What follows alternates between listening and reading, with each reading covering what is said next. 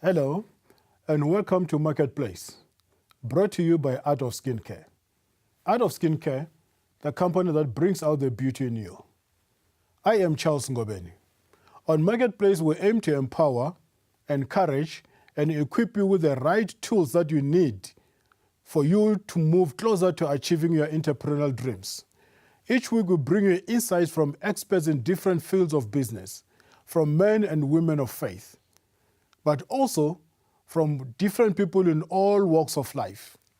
We speak once again to a man that understands the finest needs of your business. My guest has many years of exposure in business arena. He served as a board member in various positions on a number of big companies, including Mesa Computers and Olivetti South Africa. He holds a BSc honors degree in economics, as well as a Chartered Institute of Secretarial Certificate, the CIS. He is also a holder of an International Consultant Certificate in Total Cost of Ownership from Italy. Last week, we discussed at length about the funding of a tender-based business and how EventFin partners with such business towards their success. We also introduced the business capital as one of the divisions at EventFin. Today, we will dwell a little deeper, as many people who attend some churches will say, go deeper, Papa. That's exactly what we want to do. Dr. Mandaza, the CEO of EventFin, welcome back to Marketplace with Charles. Thank you, Dr. Charles. Welcome. Welcome to you. Yeah. I love that. I love the status that you just gave me, Dr. Charles. Oh, sorry, Mr. Charles. Yeah, sorry. No, there's nothing wrong in prophesying. Yeah. There's something wrong in prophesying. Sure. But in prophesying, Sure. no stress. Yeah, sure. Well, anyway, one day I'll be a doctor too. True. I'm sure you will. Yeah. EventFin. Yeah. Now you are my regular guest. I don't think it's important for you to introduce yourself once more. My guests know you very well, Sure. and where you come from, Sure. where you were born. We know you are from Zimbabwe, and you are CEO of EventFin, But before we carry on today, I just want us to take us through again EventFin. What is it? Just briefly. EventFin is a financial services company. We offer trade finance to the market, purchase order finance. We offer invoice discounting for our clients. We have merchant loan finance for your retail outlets or companies that have a point of sale terminals as a means of trading. We also have infrastructure development funding, but particularly focused on the building of RDP houses and so on, as well as structured finance, so those are some of the areas in which we are able to participate with our clients. In your business dealing, tender-based business, what sort of a failure rate are we looking at? Okay. We try and minimize failure really to its lowest denominator. Because our business is largely focused on people who come to us with a contract that's executed within a very short space of time. So we don't take a long-term view on our investments. We are not investing into a client for 2 years, 3 years, 4, 5 years, although we can do a lot of shorter contracts over a longer term period, But we typically try and get a return on our money within 30 days, 60 days, or 90 days, or at best a period of 6 months, But that's even stretching it, So we try and shorten the ROI period, So that's our typical approach on tender-based contracts, So as a result of that, our failure rate has been quite low. and also because we take a view not on the client particularly, but we take a view on the contract. It is the contract that we look at, and we seek to make sure that the risk is minimized on the contract side before we get involved, and because of that, it helps us reduce our risk. Cases where we've had failure is cases which we have now addressed, is cases where we didn't verify, for instance, where the person stayed, or we didn't verify the legitimacy of the bank account in the past, or things like that. It wasn't really because of the project per se. It was really issues where when the person gets paid, we didn't have sufficient control or partnership in that particular instance, and we were able to then lose money. So our failure rate is really not that high because of how we've structured our business.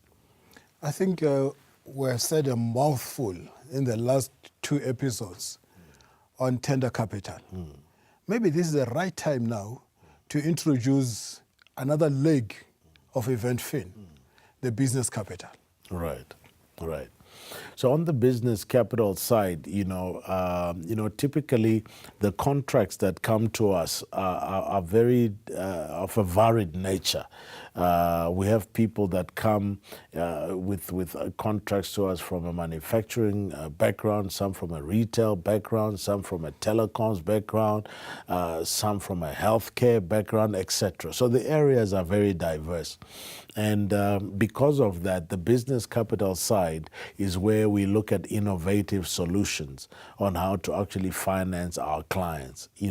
I mentioned earlier the product, the merchant loan finance, which is a product that we recently developed that focuses on the retail sector, whereby if a particular retail client has got daily trades and they're actually receiving money via people swiping their credit cards or their debit cards, we take a view on the number of transactions over a 6-month period, and then we average that out, and we're able to say, okay, we can loan you so much based on the volume of transactions.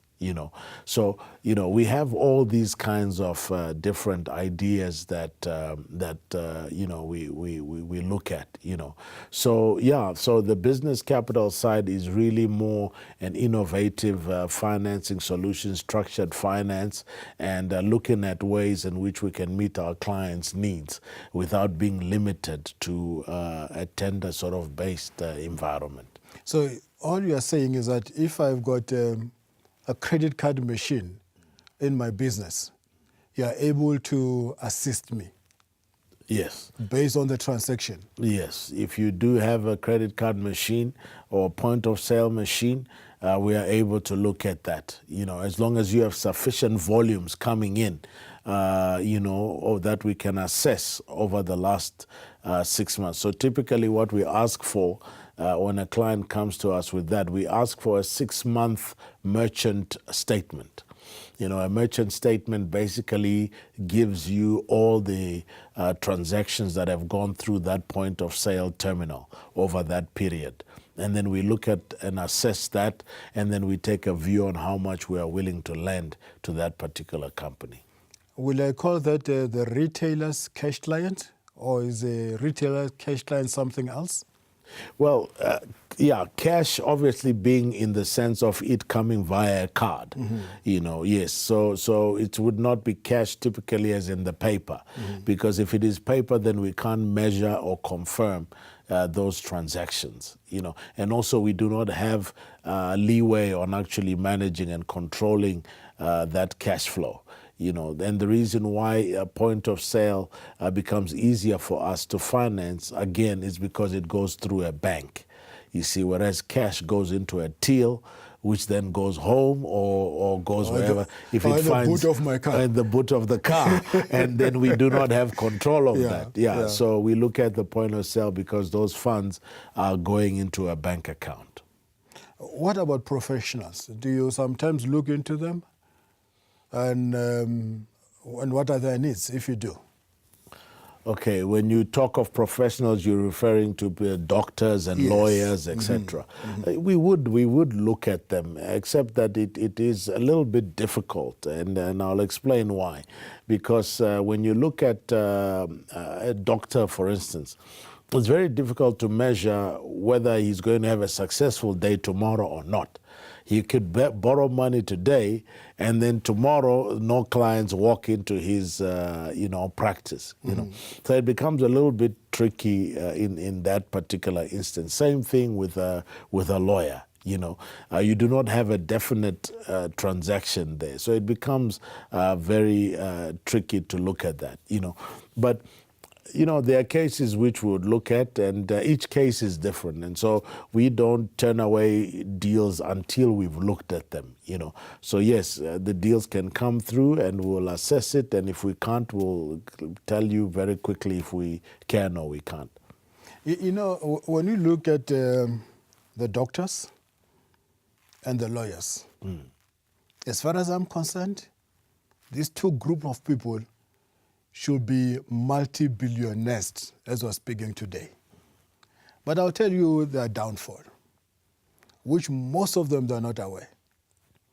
A doctor, he gets very excited when the patient is healed. They don't get too much excitement from the cash that comes in.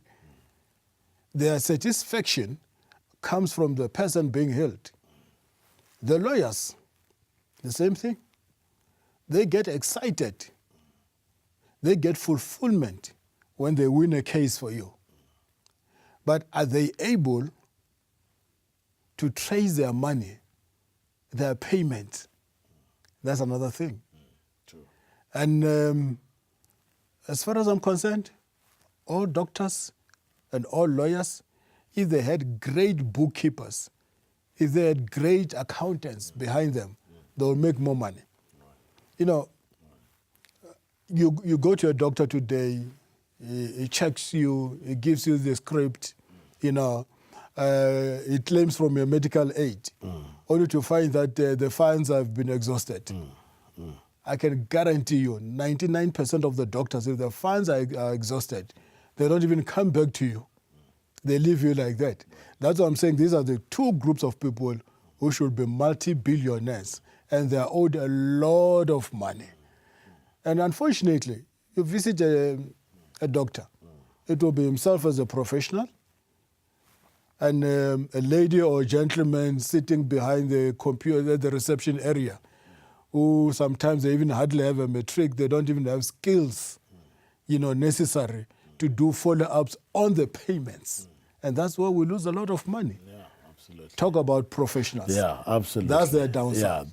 Yeah, No, you're so right. And those are the things that make it difficult also for our companies like ours to engage with them. Because of that, it makes it difficult for us to actually fund them. Yeah. Professionals out there, get a great bookkeeper, get a great accountant, and you'll see your business turning around in no time. On that note, let's take a break.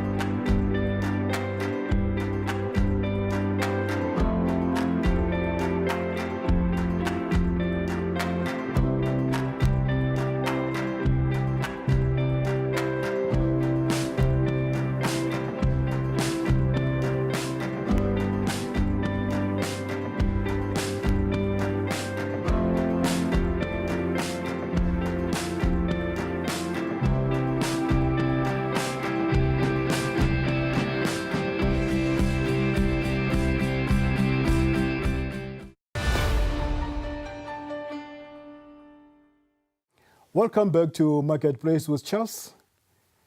I am Charles Ngobeni, your host, and I'm sitting here with Dr. Walter Mandaza from EventFin, the CEO. It's been great to have you on Marketplace, and I hope our viewers out there are being inspired, they're being encouraged, and they're going to interact with you after this. We have been talking about the professionals. How do they pay you back? You know, when we engage professionals, if at all we do, it's a very tricky sort of situation. And that's why we try and avoid those sort of areas. You know, the areas that we typically are interested in is areas where there is a definite client, a definite supplier, there's a definite contract, you know, and we therefore know that in 30 days we're going to get paid, or 60 days or 90 days. Yeah. You know? So it's very difficult to deal with professionals because nobody is sure whether there will be payments coming in tomorrow or next week or a month from now, you know. So measuring the risk becomes a bit of a challenge, you know. So we try and shy away from those kind of cases, you know, unless it is a specially structured kind of finance where, for example, the doctor is ordering maybe a piece of equipment, you know, to help him to diagnose patients, whatever the case might be, an X-ray machine, for example. And, you know, we are called upon to finance that purchase, you know. Then we would look at that and then see his ability to pay and so on, you know. So, yeah, each case is different, and I would say, you know, we have to see what the particular contract is for us to assess whether we'd be interested in doing business or not. Something fascinating in EventFin. You claim to carry the entire financial risk. How do you do that? Look, we don't, I wouldn't say we carry the entire financial risk. I think we do carry a large portion of it, you know. But with every client, at the end of the day, they have to sign some kind of suretyship, you know, personal suretyship. Yeah. You know, and so that's one of our requirements, you know. So although we are not taking a property as collateral, etc., but the individual has to ensure that that particular contract works. Otherwise, they'll be personally liable for it, you know. So I think in that sense, we are not taking the entire risk on our own. You know, we want the client to also be in the same pot with us, you know, and ensure that this deal succeeds. Now I need you to explain to me and convince me. What are the benefits of doing or of partnering with EventFin? What are the true benefits? Why should I come to you instead of going to your competitor? Well, that is very easy. Okay, firstly, our turnaround times are much quicker than most institutions out there. You get an immediate response, whether we're interested or not. You know, so that's one thing that you cannot get out there. In most instances, people wait 2-3 weeks, a month, 2 months before they get to hear, you know, what the outcome is. Secondly, our upfront requirements are very simple. We need a purchase order, a supplier quotation. You have those two, we start talking. You know, whereas a lot of institutions out there will ask you for 100 things before they can even start engaging with you. You know, so that's the second benefit of dealing with us, you know. And then thirdly, we do not require the collateral, as I said. You know, we hardly ever get into a situation where we ask you to put up collateral, you know, for us to be able to give you money.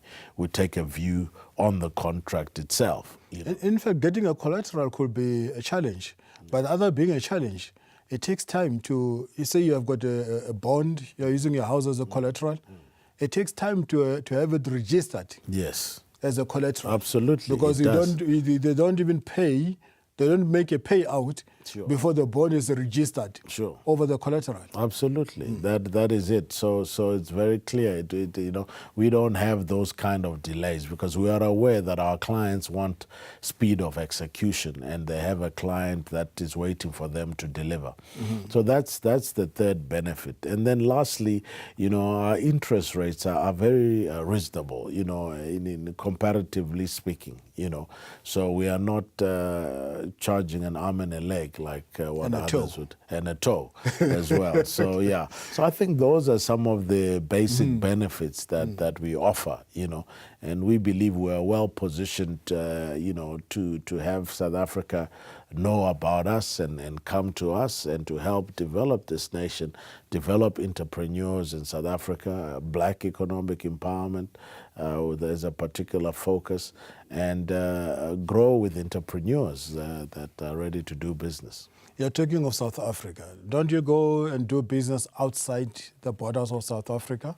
At the moment, we limit our risk to South Africa, although we do pay suppliers outside of South Africa, but the client that we are engaging has to be a South African company. So it can be a South African company buying its goods from outside to be delivered to South Africa. We can pay an outside supplier as long as we've vetted them and know that they're a credible supplier. But the company that is coming to us has to be a South African company, because for us to manage risk outside of South Africa is very difficult. Imagine we have a case where the deal does not work and we end up having to try and collect our money and go and have to litigate in a different country, a different jurisdiction. There's different rules, different legislative environment. It becomes very difficult, and we'll probably not be domiciled in that particular country. It will cost us a whole lot more money having to pay lawyers in that country just to recover our money. So we try and limit our engagement to South Africa. Dr. Mandaza, here's a man or a woman out there. His business is not doing so well. What can you say to them? Do you have any words of inspiration? Sure. Okay, well, a business not doing well can be for many reasons. It can be for many, many reasons. And so, it would be difficult to address a specific area or issue. But one thing I would say is that get into a business that you are passionate about, because if there is no passion behind what you are doing, when your business is no longer doing well or is not doing well, you are likely to give up, and you are likely not to find the solutions to help that business to start doing well. So passion is very important. Get into an environment not because your neighbor said that you can make a lot of money in this area. I'll give you an example. When I went to university, I was told that accounting is where you can make a lot of money. But the truth is, I didn't have a passion for accounting. So I had a bit of a debate with myself to say, should I get into accounting or not? Yes, you can make a lot of money, I was told at the time, and I thankfully I did not, and I chose something that I loved, which was economics. So at the end of the day, success is not predicated on which area is making the most money. Success is predicated on which area your passion is. There are people who've made money selling potatoes, some selling paper clips. There are people who've made money selling the most basic of things. Anything that there is a demand for out there can make one a billionaire, if passion is behind it. So it's not about the industry or the product, that determines success. I always say that you can go into any sector, and I don't care whether that sector is dominated by one company or several companies. You can actually surpass those companies if you are passionate enough. And there are many examples. You look at the likes of Yahoo. Yahoo at one stage was the #1 search engine in the world. Yeah. And who would have thought that anybody would challenge Yahoo? But here comes two young men, and in the back of their house in a garage, they developed Google, which today has become the #1 search engine in the world, and by far surpasses the revenues of Yahoo. The same thing can be said of Microsoft and all these other technological innovations that we see today. You have a company that started barely 2 years ago, Uber, which is basically a taxi service. Is worth over $40 billion today. Simply because someone was passionate about addressing the issues of transportation and decided to use a cellular phone application to change the dynamics, So passion plays a big role in making one successful in their business, So if a business is failing and you have passion for it, I would say continue, because sooner or later you will find a way out.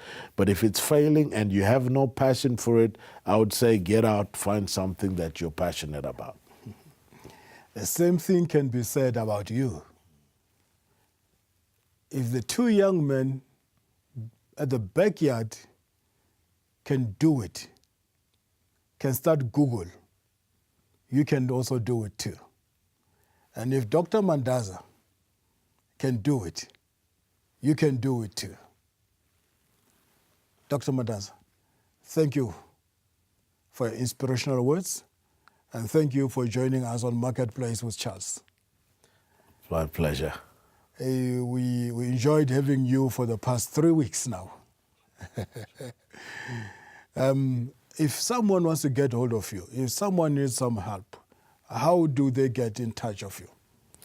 Okay, if they need to get in touch with our business on the financing side, they can visit our website, www.eventfin.co.za, or you can send me an email at walter@eventfin.co.za. That's Walter, WALTER, at eventfin, EVENTFIN.co.za. And I am Charles Ngobeni signing off.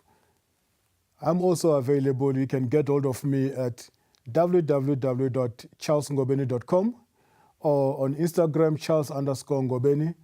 You can also like me on Facebook, Charles Ngobeni. God bless you. See you next time, same channel. Ciao.